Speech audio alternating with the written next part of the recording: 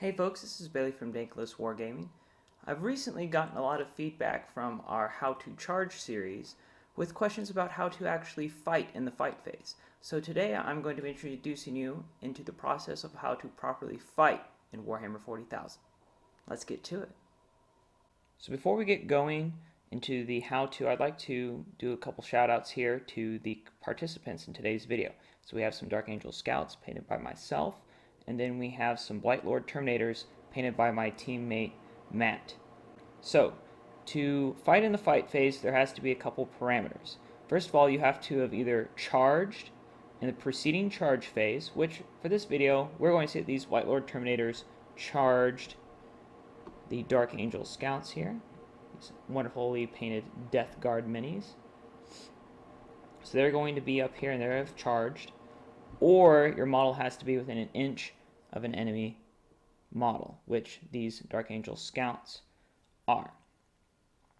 So the order of combat, it starts with the charging models going first. So in case this will be the Death Guard, Blightlord Terminators. I almost said Deathwing because I'm thinking about Dark Angels. Can't be doing that.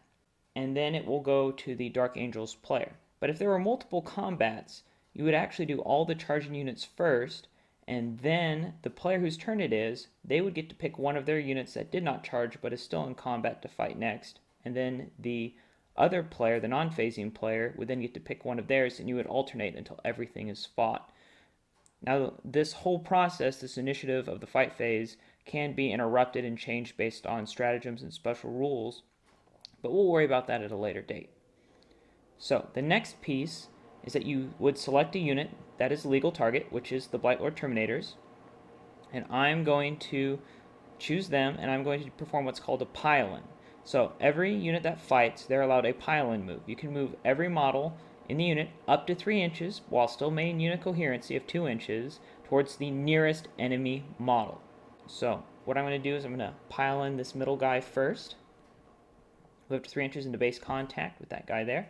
Now, the shortest route for this guy is to go straight at that guy right there, that scout, but I just have to end my move closer to him. It doesn't mean I have to go straight at him. So actually I'm going to measure out here that I can actually go sort of to the other side of him here. So as long as I maintain unit cohesion with this model here, I can actually swing him around and actually end up a little bit closer than what I was before, but not exactly in base-to-base contact. So that way, when we go to the consolidate move, I can actually move into base contact and trap this guy on the other side here. So I'm going to move this guy forward. And now the closest enemy model for these two models are the guys here. And for him, it's sort of to move up into here. So that's where he is going to go. Now that I've finished piling in all of my Blightlord Terminators, I want to declare some attacks. So now, anything that can fight is a model that is within an inch of an enemy model or within an inch of a model that's within an inch of an enemy model. So this guy's within an inch, this guy's within an inch, he's within an inch, he's within an inch. Now this guy, he's way back here, so you might not think he'd be able to fight, but because he's within an inch of a model here, an inch of a model here, that are also within an inch of enemy model, they are allowed to fight, or he is allowed to fight the Dark Angel Scouts. So I'm just going to roll a few dice here. You have to fight.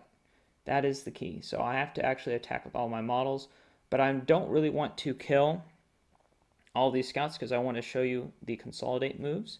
So I'm going to just roll a few dice here to kind of show the process and then move on from there. So I'll take, let's say, the attacks of one Blightlord Terminator here with an axe, and he is going to attack the scouts. So I declare them as the target. I assign his attack dice. I pick the weapon, which will be his axe, and then I roll to hit. They hit on 3s. Oh, missed a bunch.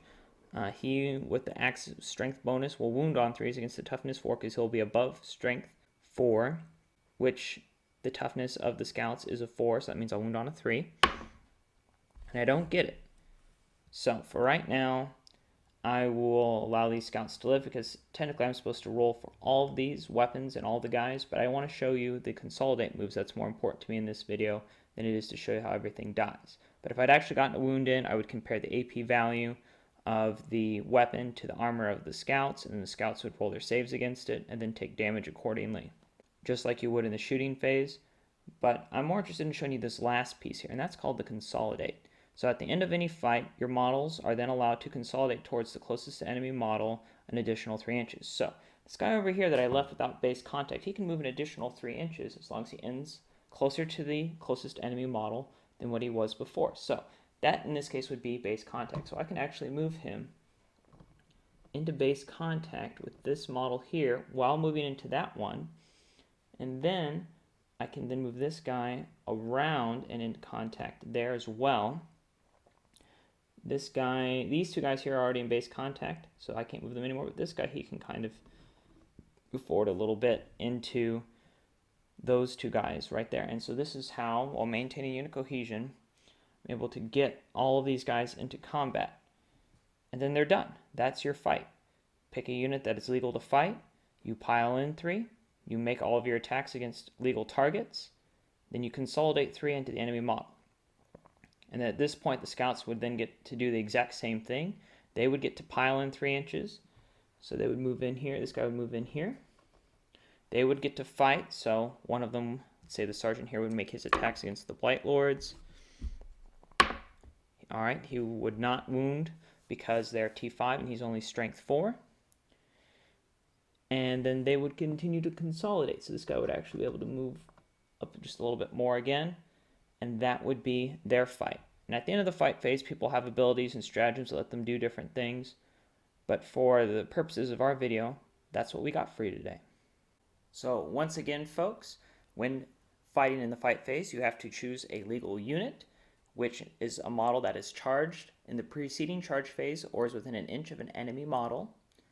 Then you get to make a 3-inch pile-in move. You get to then choose your target. You can then assign your attacks, choose your weapon that you want to use.